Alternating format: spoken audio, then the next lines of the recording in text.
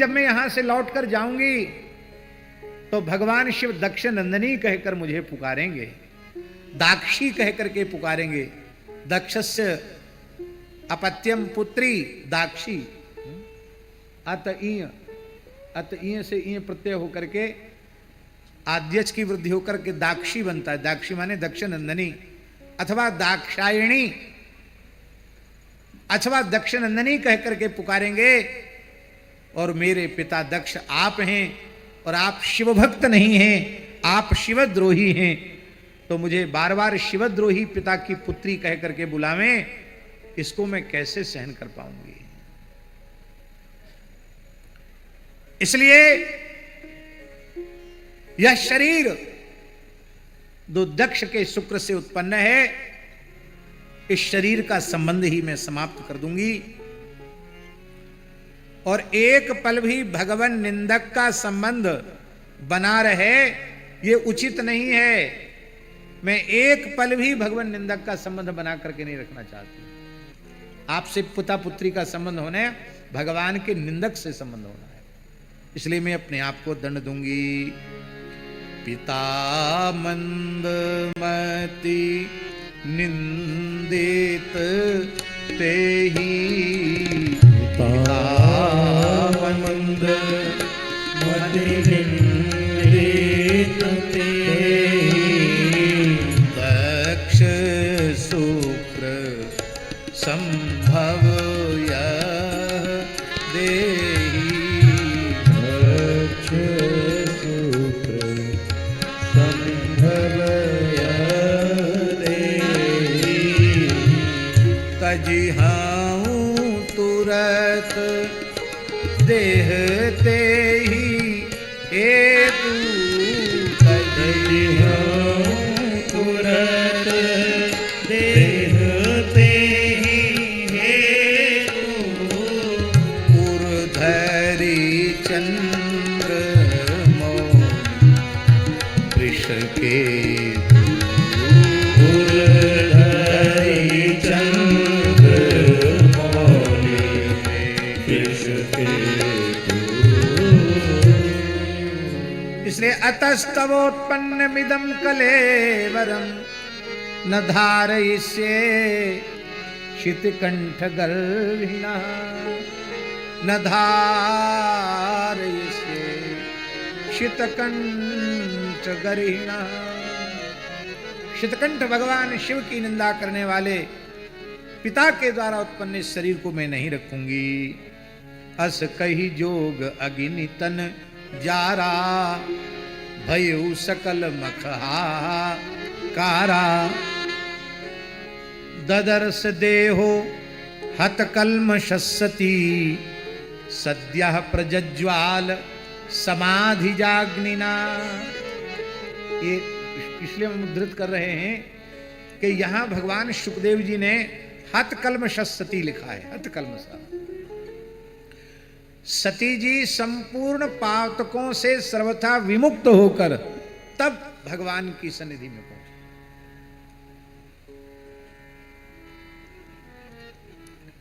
सती जी केवल एक प्रकार की आग में नहीं जली।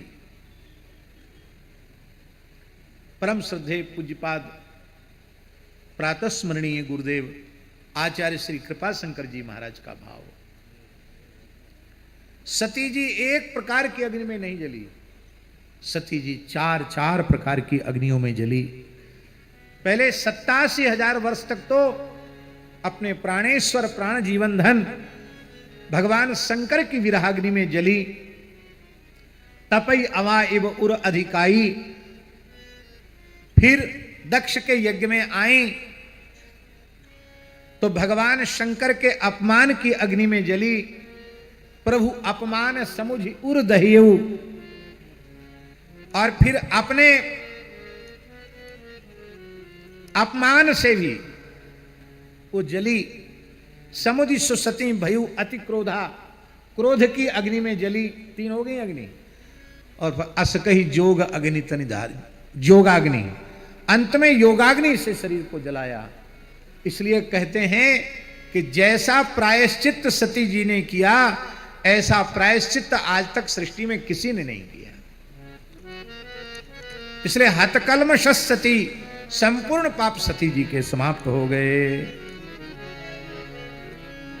शंकर जी ने अपनी जटा से वीरभद्र को उत्पन्न किया और दक्ष यज्ञ का विध्वंस हो गया। कथा आप सबको मालूम है। सती मरण सुन शंभुगन लगे करण मक्खीस, यज्ञ विध्वंस बिलोक भृगु रक्षा कीन महिष मुनीस। और फिर शंकर जी ने वीरभद्र करिकोप पठावा और वीरभद्र ने दक्ष यज्ञ को नष्ट भ्रष्ट कर दिया। जिसका जैसा अपराध था उसके अनुरूप उसको दंड मिला। और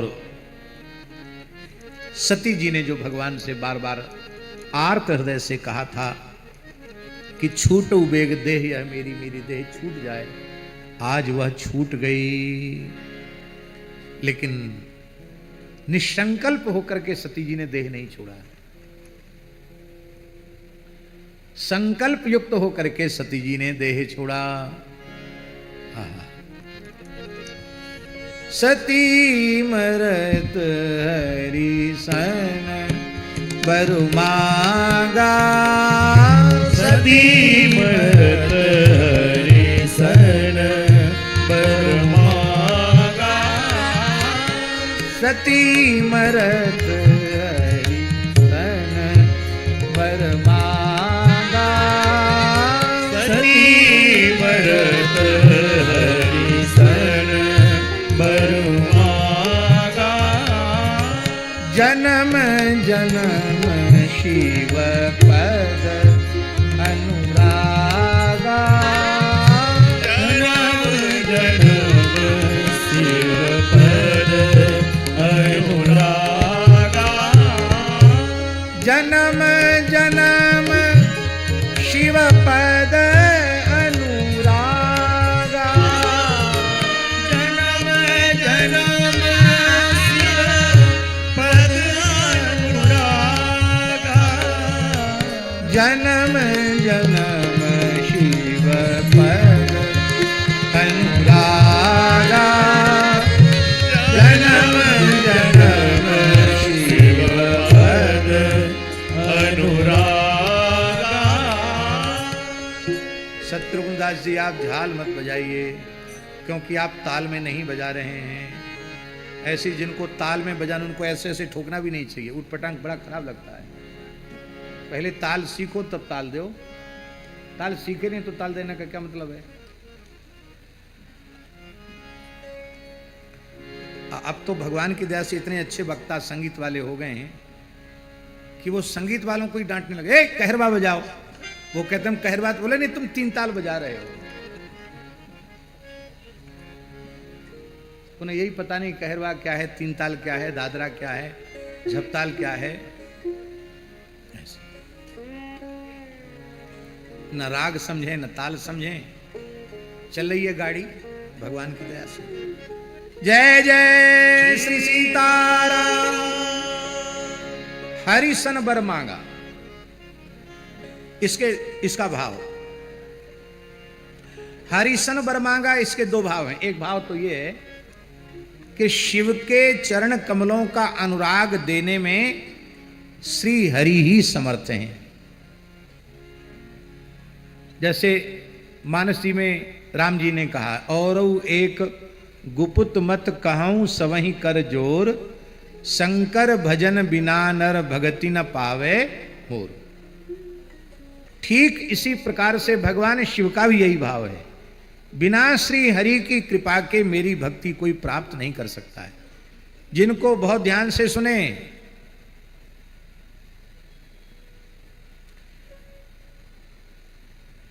जिनको इस जन्म में भगवान शिव के प्रति अगाध भक्ति उत्पन्न हो चुकी है, उनको यह मानकर विरोध न करें, अरे ये तो भगवान के भक्त नहीं, शंकर जी के भक्त हैं। तब यह समझना चाहिए भगवान की भक्ति इनकी पूर्ण हो चुकी है। भगवान ने ही उन्हें शिव पद में, शिव चरण कमल में अनुराग प्रदान किया है। अथवा जिनको भगवान के चरणों में अनन्य अनुराग है, उनके बारे में यह नहीं सोचना कि शिव जी के भगत क्यों नहीं है। अरे भाई, बिना शिव जी की कृपा के भगवत भक्ति प्राप्त होती नहीं है। हरि की कृपा से हर की भक्ति और हर की कृपा से हरि की भक्ति। बोलो भक्तवत्सल भगवान की जय। तो एक तो ये कारण है कि शिव पद अनुराग देने में समर्थ उसी से मांगा जाएगा। नवरात्रि चल रही है, एक बात सुना देते हैं। एक बूढ़ी माई थी एक गांव में, वो शीतला माता की बड़ी भगत थी। शीतला माता जानती ना, वो शीतला निकल आती है तो फिर उसको शीतला का व्रत करते हैं, मंत्र जप करते, स्तोत्र पाठ करते तो ठीक भी हो जाता। पहले तो हर गांव में शीतला देवी का स्थान होता था और कड़ा में तो भगवती शीतला का बहुत सिद्ध प्राचीन स्थान है। तो एक गांव की माता जी थी, वो शीतला भगवती की सिद्ध उपासिका थी। शीतला जी उनसे बातचीत करती थी, लोगों को आशीर्वाद देती थी, वो पूरा भी हो जाता था। एक दिन वो अपनी बुढ़िया मैया, नवरात्रि का समय था, शीतला मंदिर में शीतला जी की पूजा कर रही थी। उनका नाती, लड़के का लड़का, वहीं खेल रहा था। उसने एक युवक को घोड़े पर बैठकर पड़ाक पड़ाक दौड़ते हुए देखा। वो मचल गया कि दादी अम्मा, मैं तो घोड़ा लूंगा चढ़ने के लिए, घोड़े पर बैठूंगा, घोड़ा लूंगा, घोड़ा लूंगा। मैं कहाँ से लाऊं घोड़ा? लो शीतला के मंत्र को जपो, शीतला जी खुश हो जाएंगी तो सब कुछ दे देती, तुझे घोड़ा नहीं देंगी। वो भोला भाला बालक शीतला जी को हृदय से पुकारने लग गया। शीतला जी प्रकट हो गई, कहा बच्चा वरदान मांग। बोले माता जी घोड़ा चाहिए। इतना सुनती शीतला जी ने हंसकर कहा कि मेरे पास घोड़ा होता तो मैं गधे की सवारी क्यों करती, क्योंकि शीतला जी का वाहन गर्दभ है। तो हमारे पास घोड़ा होता तो मैं पहले घोड़े पर ही बैठती, गधे पर क्यों बैठती। यद्यपि वो चाहती तो घोड़ा भी दे सकती थी, जब मुक्ति दे सकती तो घोड़ा गधा क्या चीज होती है।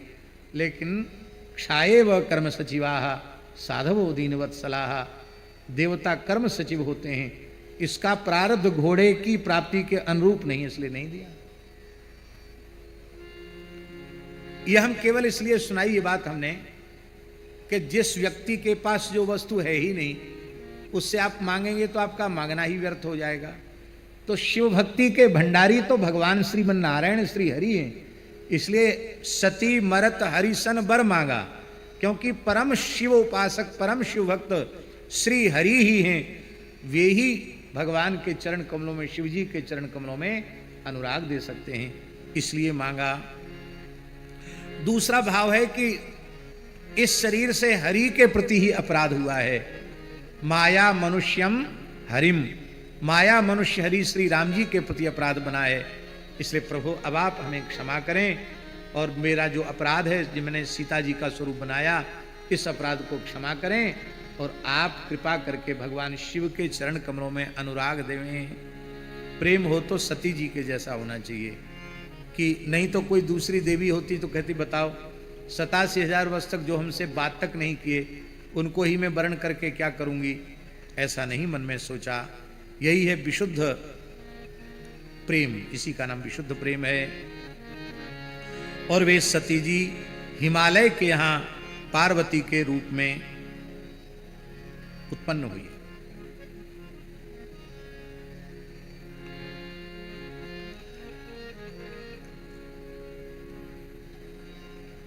पर्वत जो होता है वो धैर्य का प्रतीक है। इसलिए भगवान श्री राम के संबंध में आदि काव्य श्रीमद् वाल्मीकि रामायण में धैर्येण हिमवान इव, धैर्य में राम जी हिमालय के समान है। धैर्य तो हिमवान इव, धैर्य में राम जी हिमालय के समान है।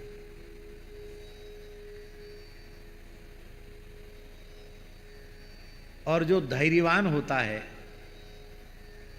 उसी की पुत्री श्रद्धा होती है। और श्रद्धा कौन है? श्रद्धा कौन है? भगवती पार्वती श्रद्धाएं। भवानी शंकरौ वंदे श्रद्धा विश्वास रूपिणौ याभ्याम बिना न पश्यन्ति सिद्धाः स्वान्तस्थमीश्वरम्। जिस व्यक्ति के मन में धैर्य नहीं होता है उसके भीतर कभी श्रद्धा नहीं जगती। आज एक सज्जन हमसे पूछ रहे थे कितना नाम जप करने से, कितनी संख्या में नाम जप करने से भगवान का दर्शन हो जाए। अरे भले आदमी, तुम भगवान की कीमत लगा रहे हो। इतना लाख जप लेंगे, इतना करोड़ जप लेंगे तो भगवान का साक्षात्कार हो जाएगा? कान खोलकर सुन लो, हम संख्या का निषेध नहीं कर रहे हैं और ना उन वाक्यों का निषेध कर रहे हैं जहां लिखा कि इतना लाख इतना करोड़ जपने से साक्षात्कार हो जाता, उनका भी निषेध नहीं कर रहे हैं। लेकिन हम ये कह रहे हैं इन सब वाक्यों को पढ़ने के बाद यह भी तो सुनो, मिलहि न रघुपति बिनु अनुराग, मिलहि न रघुपति बिनु अनुराग, किए कोटि जप जोग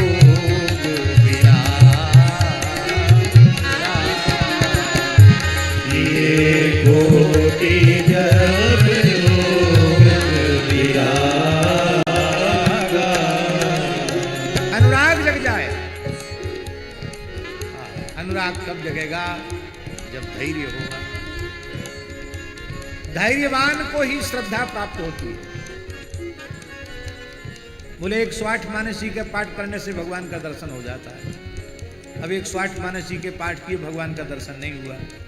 धरदीप पोथी उठा के कोने में, सब बात झूठी है, अमुक महात्मा बोल रहे थे, एकदम झूठी निकली बात, हमको तो सपने भी भगवान नहीं दिखे।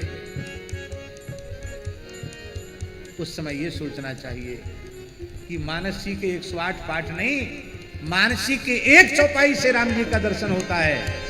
पर वैसा प्रेम हमारे हृदय में कहाँ है? हे नाथ, हे मेरे नाथ, हम अपने साधन से लाख जन्म में भी आपको प्राप्त नहीं कर सकते। आप कृपा कीजिए, आप करुणा कीजिए, आप प्रतिक्षण वर्धमान प्रेम दीजिए। अर्थ न धर्म न काम रुचि गति न चहो निर्वाण, जन्म जन्म रति राम पद यह वरदान। ऐसा कभी हृदय से बोलते हो?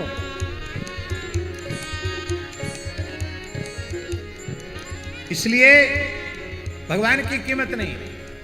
अधैर्यवान को श्रद्धा नहीं होती है, धैर्यवान में ही श्रद्धा उत्पन्न होती है। इसलिए धैर्य का प्रतीक है हिमालय, और उनके गृह में श्रद्धा उत्पन्न हुई है, भगवती पार्वती। और श्रद्धा का जब भी परिणय होगा, वो किसके साथ होगा? श्रद्धा का परिणय विश्वास के साथ होगा। श्रद्धा विश्वास रूपिणौ। श्रद्धा विश्वास को छोड़कर अन्य किसी का वर्ण कर ही नहीं सकती। श्रद्धा जब भी वर्ण करेगी वह विश्वास का ही वर्ण करेगी। और साधक की सबसे बड़ी पूंजी श्रद्धा विश्वास है। याभ्याम मने श्रद्धा और विश्वास के बिना न पश्यन्ति सिद्धाः अपि स्वान्तस्थम ईश्वरम याभ्याम बिना न पश्यन्ति। सिद्ध पुरुष भी बिना श्रद्धा और विश्वास के अपने हृदय में भगवान का दर्शन नहीं कर पाते हैं। 2 महात्मा थे, एक बटवृक्ष के नीचे बैठकर भजन कर रहे थे, और एक इमली के पेड़, इमली जानते हैं ना? इमली गुजराती लोग क्या कहते हैं इमली को?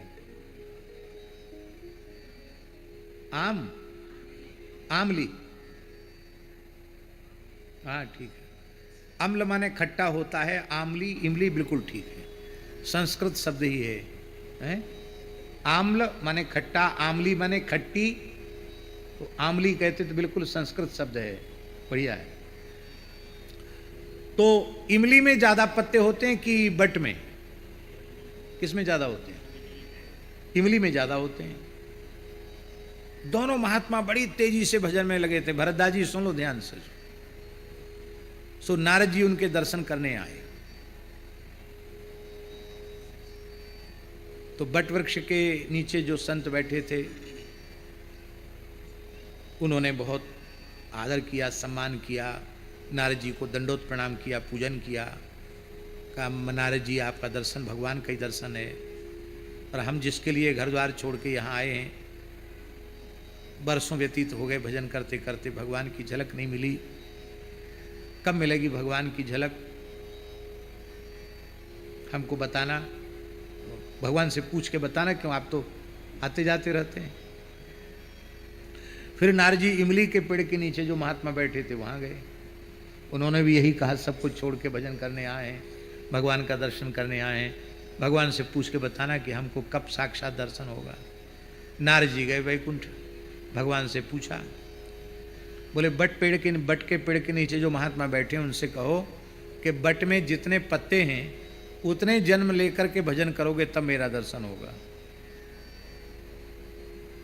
और बोले महाराज इमली वाले संत, बोले उनसे कह दो कि इमली में जितने पत्ते हैं उतने 1000 जन्म तुमको लेने पड़ेंगे। बट वालों को तो बहुत सस्ता कर दिया भगवान ने, पत्ते भी कम होते हैं, उतने जन्म में बात बन जाएगी। और वो जो महात्मा था दूसरा वाला, इमली वाला, आमली वाला, उसको कहा कि जितने पत्ते इमली के पेड़ में है उतने 1000 जन्म लेकर भजन करोगे तब दर्शन होगा। नारद जी ने दोनों को आकर बात बता दी। बट वाले ने अपना दंड कमंडल उठाया, बोले जय सिया राम, धरे रहो, हमें नहीं करना दर्शन, जाओ। आवेश में उठे, कमंडल लेके चले गए, नहीं करना दर्शन, जाओ, हो गया दर्शन। अरे कोई आदमी, ऐसे कोई भगवान होते हैं? बचपन में घर छोड़ा, जीवन भर भजन किया, अब तक झलक नहीं दिखाई, अब कहते बट में कितने पत्ते हैं बताओ, इतने जन्म हम लेंगे? नहीं करते ऐसे भगवान का भजन, चले गए। और इमली वाले जो महात्मा थे वो तो यह बात सुनकर करताल लेकर नाचने लग गए। अरे बोले भगवान यदि ये कह देते कि धरती पर जितनी इमली हैं उनमें जितने पत्ते हैं उतने 1000 लाख वर्ष के बाद जन्म, उतने 1000 लाख जन्म के बाद दर्शन होगा तो भी मुझे बहुत आनंद होता।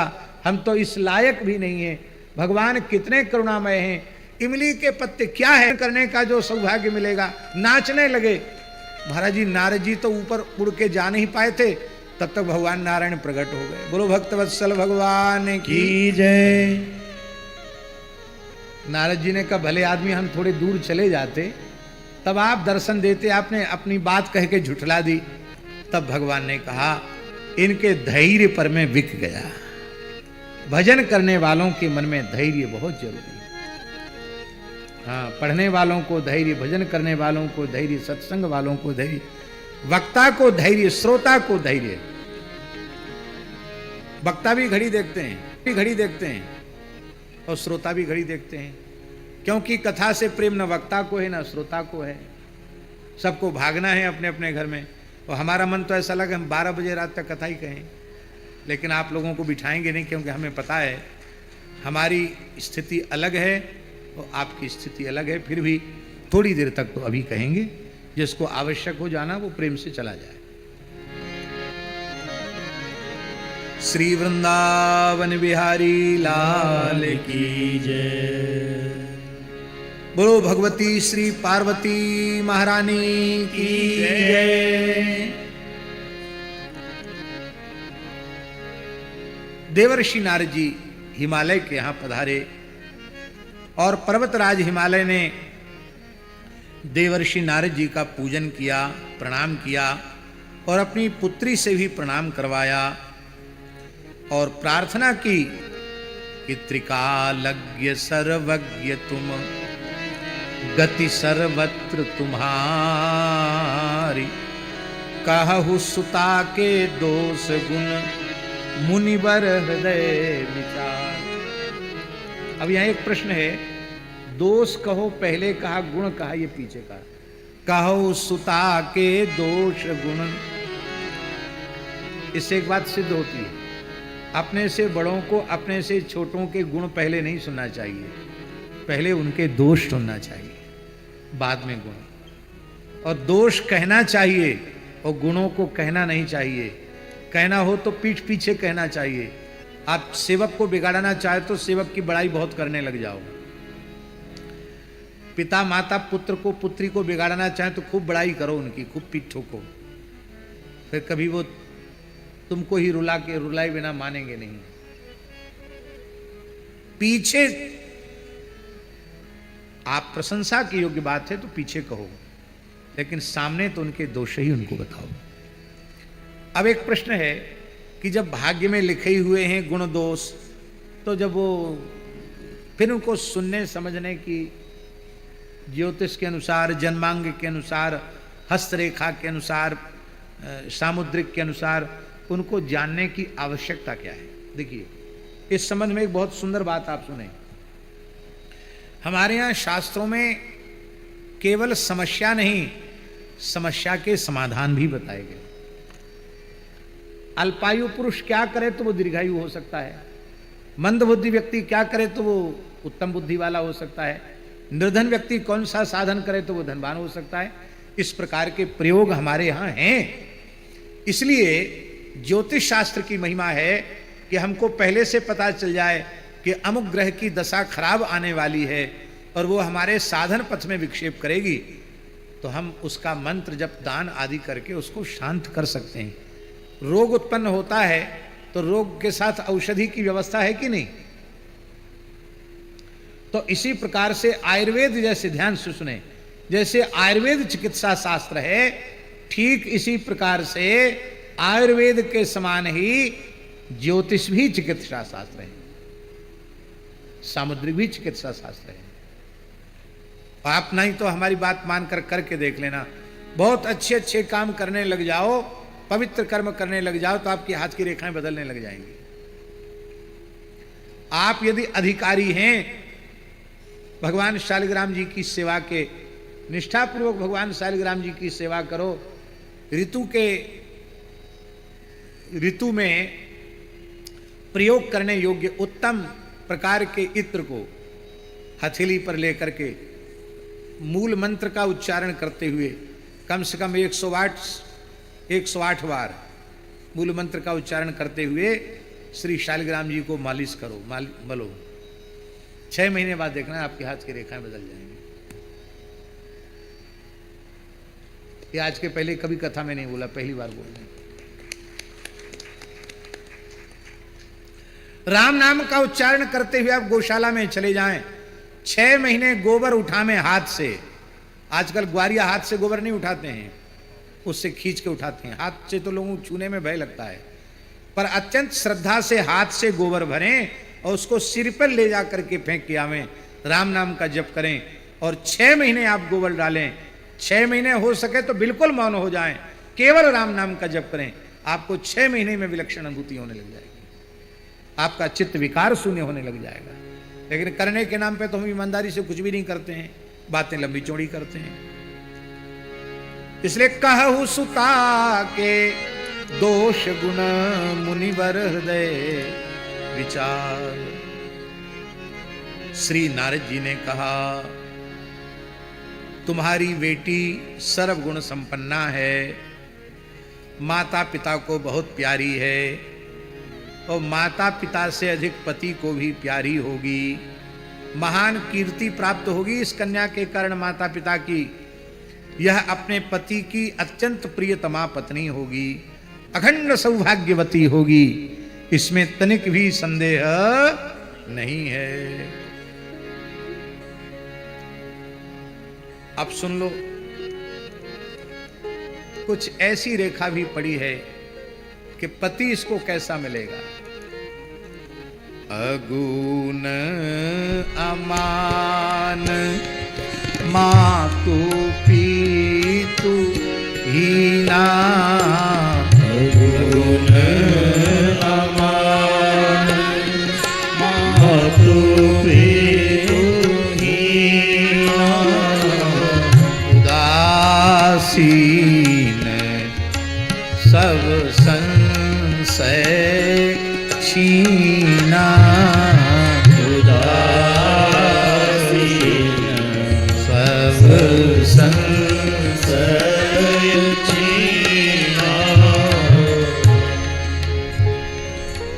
अगुण, अगुण माने गुण रहित, अगुण माने नए समास कर दिया ना, गुण शब्द से नए समास करेंगे तो अगुण शब्द बनेगा, गुण रहित, गुण नहीं हो जिसमें। अगुण माने गुणहीन नहीं होता है, अगुण माने प्राकृत मायिक गुणों से रहित, दिव्य अप्राकृत गुण गणों से विशिष्ट को अगुण अथवा निर्गुण कहते हैं। पर प्रायः लोक में अगुण शब्द का अर्थ गुणहीन ही माना जाता है। नारद जी ने जो कहा था वो गुणहीन के अर्थ में नहीं कहा था, उन्होंने कहा माया के गुण इसमें नहीं होंगे, दिव्य अमायिक गुण इसमें होंगे, ये कहा था। और मातु पितु हीना, माता पिता के लिए पहले जन्म होना पड़ेगा, जन्म नहीं होगा तो माता पिता कैसे होंगे? जन्म लेंगे तब ना माता पिता होंगे, माता पिता ही नहीं होंगे तो जन्म कैसे होगा? तो भगवान शंकर तो अजन्मा है, जब अजन्मा है तो इनके माता पिता कहां से आए? इसलिए अजन्मा परमात्मा है, न इनकी माता है न इनके पिता हैं। और कैसे हैं? उदासीन। जो पूर्ण भक्त होता है वह भी उदासीन होता है, और जो पूर्ण ज्ञानी होते हैं वो भी उदासीन होते हैं। किससे? शरीर संसार से उदासीन। और जो शरीर संसार से उदासीन होते हैं वे ही भगवान के प्रेमी माने जाते हैं, वे ही भगवत तत्व के ज्ञाता माने जाते हैं। और सब संशय छीना, इनके कोई संशय संदेह रहेगा ही नहीं, ये सब संशयों से क्षीण होंगे इनके पति। संशय क्षीण किसके होते हैं जानते हैं? भगवान शुकदेव जी, भगवान व्यास जी कह रहे हैं, भिद्यते हृदय ग्रंथि छिद्यन्ते सर्व संशया क्षीयन्ते चास्य कर्माणि दृष्ट एवात्मनीश्वरे अथवा तस्मिन् दृष्टे परावरे। इसका मतलब है ब्रह्म की अपरोक्षानुभूति से संपन्न होंगे। नारद जी के वचनों को सुनकर पार्वती जी तो प्रसन्न हो गईं कि ये सब लक्षण तो भगवान शिव में ही हैं और मेरे अभीष्ट की पूर्ति अब अवश्य हो जाएगी, इसमें संदेह नहीं है। लेकिन माता पिता थोड़ी सती जी को पार्वती को साक्षात भगवती जगदम्बा मान रहे हैं, वो तो अपनी बेटी मानकर ही प्यार कर रहे हैं। वो समझ नहीं पाए दुख दंपति ही उमा हर्षानी, हिमालय और मैना जी को दुख हुआ और श्री पार्वती जी प्रसन्न हो गईं। और ये भी कह दिया दुराराध्य पे अहि महेशु, शंकर जी दुराराध्य हैं लेकिन कोई तपस्या करे तो आशुतोष भी हैं, जल्दी प्रसन्न हो जाते हैं। क्या करूं? बोले जो तप करे कुमारी तुम्हारी, जो तप करे कुमारी तुम्हारी, भावियु में की सकई त्रिपुरारी, भावियु में की सकई त्रिपुरारी। इच्छित फल बिनु शिव अवराधे, इच्छित फल बिनु शिव अवराधे, लहियन कोटि योग जप साधे, लहियन कोटि योग जप साधे। अस कहि नारद सुमिर हरि, गिरजहि दीन असीस, हो यह कल्याण अब संशय तजहु गिरीश। कल्याण माने क्या होता है? कल्याण माने विवाह होता है। दक्षिण में पद्मावती कल्याणम, श्रीदेवी कल्याणम, श्रीनिवास कल्याणम, श्रीरंग कल्याणम, ये सब होते हैं। दक्षिण में विवाह को कल्याण ही कहा जाता है। गोस्वामी जी का कैसा अगाध पांडित्य है, पूरे धरती का पैदल विचरण किया है। इसलिए सब जगह के शब्दों का प्रयोग गोस्वामी जी ने किया है। कल्याण महोत्सव, विवाह होगा, तुम संशय त्याग दो। और श्री पार्वती जी ने अपने पिता माता को समझाया और उर्धरी उमा प्राणपति चरना, जाय विपिन लागी तप करना, कठोर तप करने लगी। और 1000 वर्ष तक कंदमूल फल खाए, 100 वर्ष तक केवल शाक का आहार करके तपस्या की, 3000 वर्ष तक सूखे बिल्वपत्र का भक्षण किया और फिर सूखे बिल्वपत्र का खाना भी छोड़ करके जब परिहरेऊ सुखानेऊ पर्णा उमा नाम तब भयऊ अपर्णा, जब सूखे बिल्वपत्र चबाना भी बंद कर दिया तब पार्वती जी का नाम अपर्णा हो गया। बोले अपर्णा भगवती जगदम्बा पार्वती महारानी की जय। भगवान ने आकाशवाणी की, हे गिरिजानंदनी, अब कठोर तप मत करो, तुम्हारी तपस्या पूर्ण हो चुकी है, तुम्हें भगवान शिव की प्राप्ति अवश्य होगी। भयऊ मनोरथ सुफल तब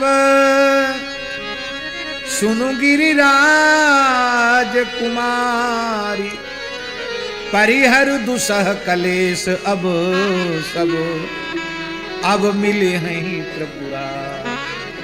भगवान अवश्य मिलेंगे।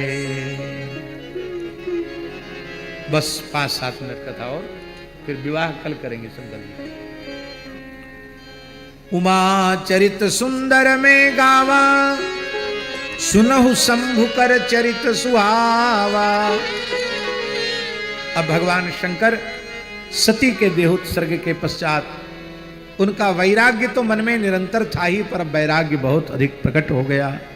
जब करते रहते, शरीर संसार से सर्वथा उदासीन बने रहते, महात्माओं के आश्रम में छिप करके गूढ़ वेश से चले जाते, जहाँ राम कथा कृष्ण कथा होती वहाँ प्रेम से श्रवण करने लग जाते। उसी समय नीलगिरी पर्वत पर कागभूषणी जी के आश्रम में हंस रूप धारण करके शंकर जी हजारों वर्ष तक कथा सुनते रहे, ऐसा वर्णन मिलता है। तो यद्यपि भगवान शिव पूर्ण काम आप्त काम परम निष्काम हैं, फिर भी प्रेम का आदर करने के कारण सती का विरह उनको रहता था, क्योंकि सती भी परम भक्तिमती थी। श्री गोस्वामी जी के शब्दों में, नेम प्रेम शंकर कर देखा, नेम प्रेम शंकर कर देखा, अविचल हृदय भगति के रेखा, अविचल हृदय भगति के रेखा, प्रगटे राम कृतज्ञ कृपा,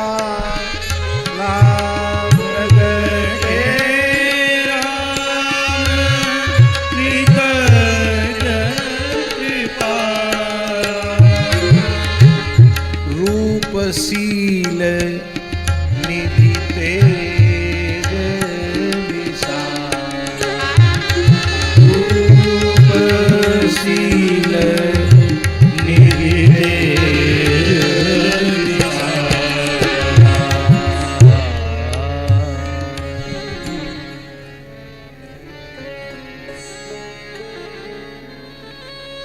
भगवान श्री राम ने बहुत प्रशंसा की भगवान शिव की, और श्री पार्वती जी के जन्म का इतिहास, उनकी तपस्या, उनके दिव्य गुण, उनका शिव चरण कमलों में अनुराग, इसको विस्तार पूर्वक सुनाया। अति पुनीत गिरिजा के करणी, विस्तार सहित कृपा निधि वर्णी। विस्तार सहित क्यों, संक्षेप में क्यों नहीं? विस्तार सहित इसलिए कि शंकर जी के मन में भाव जग जाए कि अब बहुत हो चुका है, इतनी सिफारिश मेरे प्रभु कर रहे हैं, तो अब तो पार्वती को अंगीकार मुझे करना ही चाहिए। ये पक्की बात जमा देने के लिए भगवान ने विस्तार पूर्वक कहा। और मानो ये कह दिया कि यदि आपने स्वीकार नहीं किया तो वे पुनः अपने प्राणों का विसर्जन करेंगी, फिर जन्म लेंगी, फिर तपस्या करेंगी, फिर भी नहीं मिले तो फिर जन्म लेंगी, फिर तपस्या करेंगी। और यदि आपने उनके तप के अनुरूप प्रसन्न होकर के दर्शन नहीं दिया तो सारी सृष्टि भगवती पार्वती के तप से दग्ध हो जाएगी। इसलिए आप विश्वनाथ हैं, सारे जगत के जीवों की रक्षा करने के लिए आपको पार्वती के अभिष्ट की पूर्ति करनी चाहिए। इसको ध्वनि कहते हैं, ये ध्वनि है।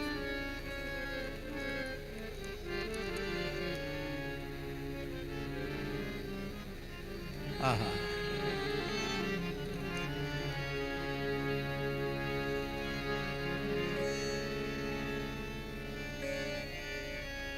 यहां भगवान श्री राम ने अति पुनीत गिरिजा के करनी, गिरिजा शब्द का उच्चारण किया। गिरिजा माने गिरी से जो उत्पन्न हुई है, गिरी से जो उत्पन्न है वो गिरिजा। गिरी माने धैर्य, हिमालय, और धैर्य से श्रद्धा उत्पन्न होती है। धैर्यवान में ही श्रद्धा जगती है, अधैर्यवान में श्रद्धा नहीं जगती। इसलिए इस मार्ग में धैर्य की बहुत आवश्यकता है। अभी हम बहुत विस्तार से बता भी चुके हैं।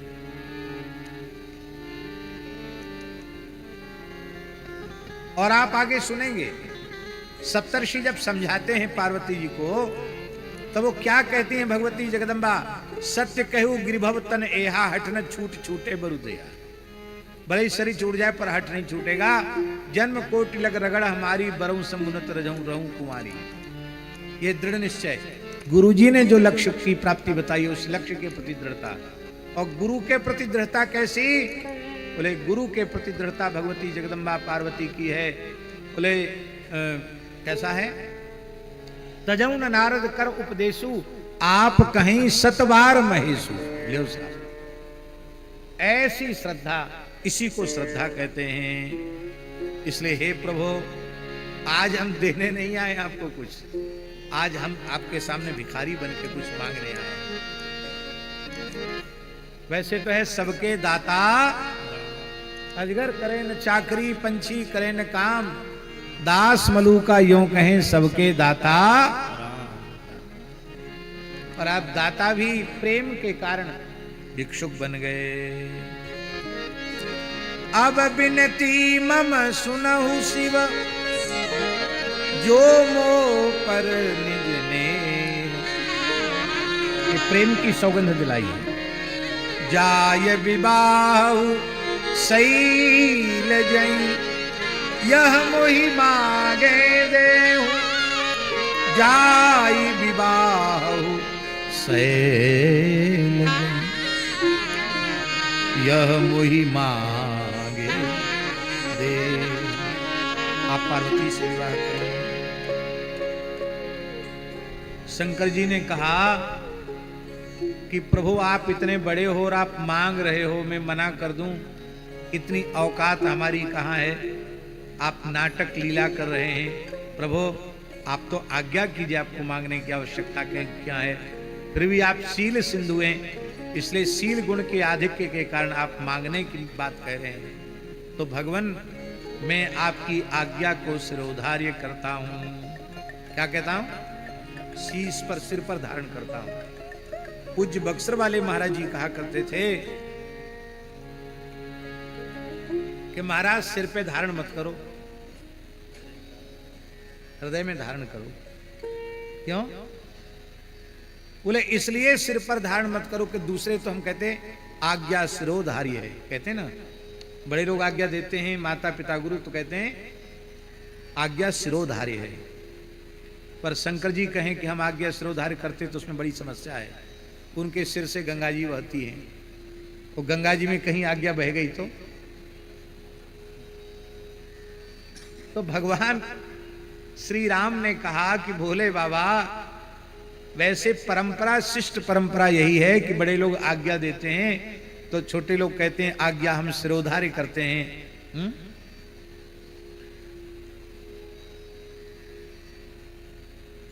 सिरोधार्य की तो कहते हैं नहीं, लेकिन आपके वो हम कह दें कि अब सिरोधार्य करिए तो खतरे से खाली बात नहीं। क्यों?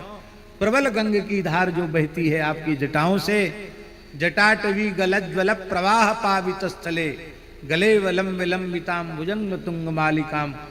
तो जटा कटाह संभ्रम प्रभन्न, जो गंगा जी की धार बह रही है, उच्छलित हो रही है, कहीं उस धार में हमारी आज्ञा भी बह के गंगा सागर न चली जाए, इसलिए आप मेरी आज्ञा को हृदय में धारण करो। और सप्तर्षियों ने आकर भगवती सती की परीक्षा ली, और परीक्षा में बहुत विस्तार से करने की आवश्यकता नहीं है। परीक्षा में तो वो सर्वथा उत्तीर्ण ही थी, परीक्षा में उत्तीर्ण हो गई। श्री सप्तर्षियों ने बिल्कुल पक्का समझ लिया कि ये साक्षात भगवती पार्वती शिव से सर्वथा अभिन्ना है।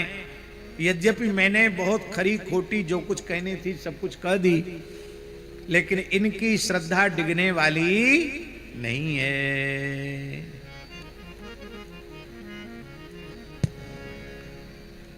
क्योंकि इन्होंने स्पष्ट कर दिया, नारद बचन न मैं परिहरऊं, बसऊ भवन उजरऊ नहीं डरऊं। क्यों ऐसा क्यों? गुरु के बचन प्रतीत न जेई, गुरु के वचन प्रतीत न जेई, सपने हूँ सुगम ना सुख सिद्धि थे, सपने हूँ सुगम ना सुख सिद्धि थे, सपने हूँ सुगम ना सुख सिद्धि थे,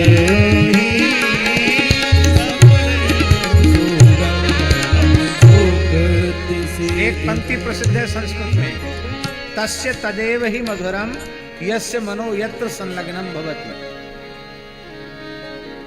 अब देखो, हमको खटाई प्रिय नहीं है। क्यों नहीं प्रिय? हम कुछ खाते हैं तो दांत में बहुत खट्टा लगता है, रोटी नहीं चबा सकते, नहीं खाते, खटाई अच्छी नहीं लगती।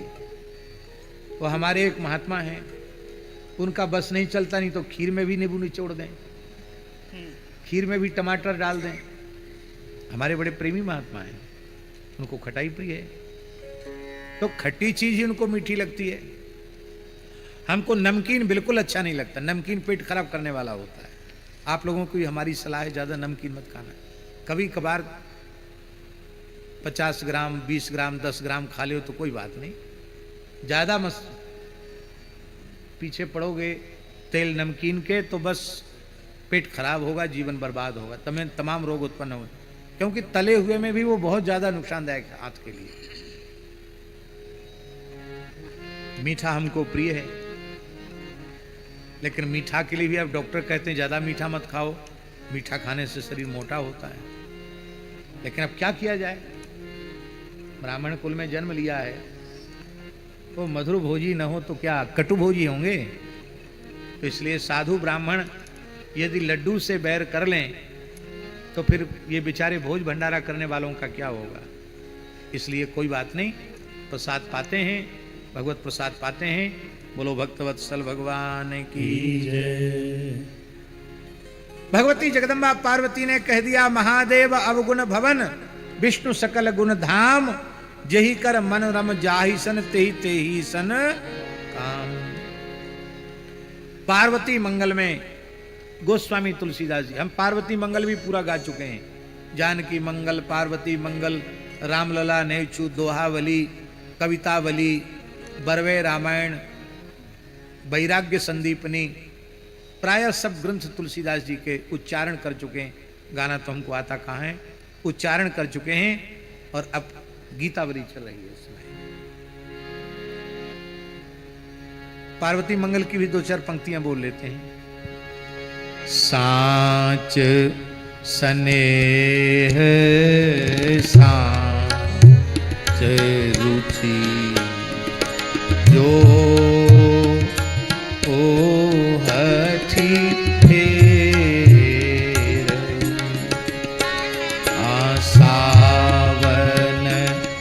सरित सिंधु सूप सौंधे रही। मणि बीनु फनी जल हीन मीन पनु त्याग सो की दोष गुण गनाई जो जेहि अनुराग सो की दोष गुण गनी जो जेहि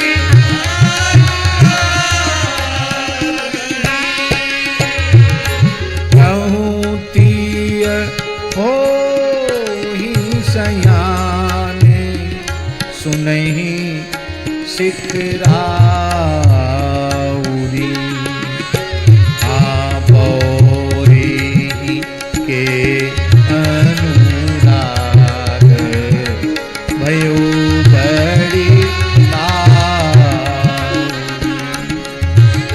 आदोष निधान ईशान सत्य सब भाग्यु हमें की को सके सो आप जो विधि लिखलारा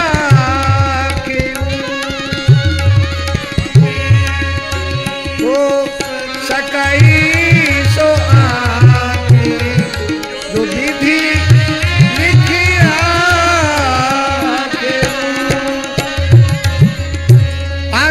स्पष्ट कर दिया। जन्म को तिलक रगड़ हमारी बरहूं संबुनत रहूं कुमारी तजौन नारद कर उपदेशु आप कहीं सतबार महेशु मैं पाप परऊं करिए कही जगदम्बा तुम ग्रह गवनेऊ भयऊ।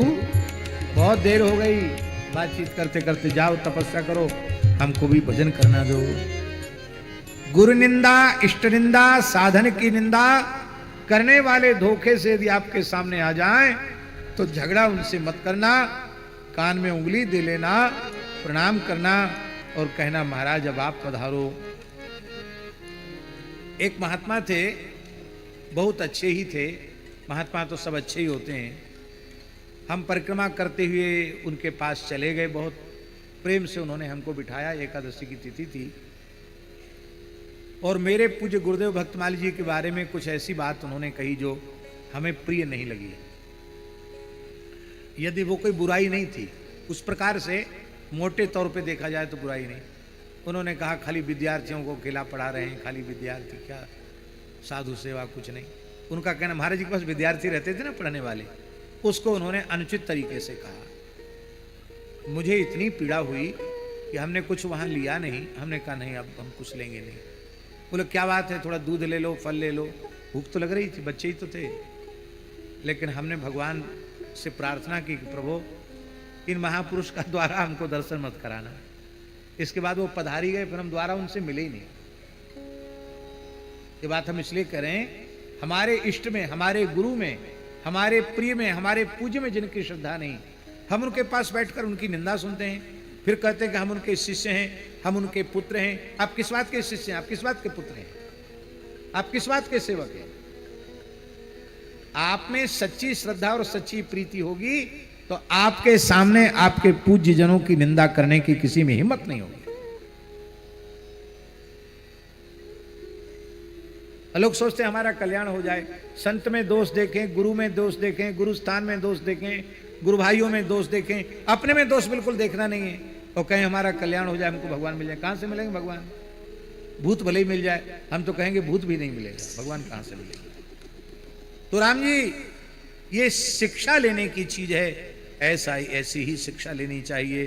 बोलो भक्तवत्सल भगवान की जय। और श्री सती जी हिमालय पर्वतराज हिमालय के यहाँ लौट करके आ गई और इधर आगे की चर्चा क्या है। सती जी, पार्वती जी भी अपने घर आ गई हैं और शंकर जी के ब्याह का उपक्रम शुरू हो गया है।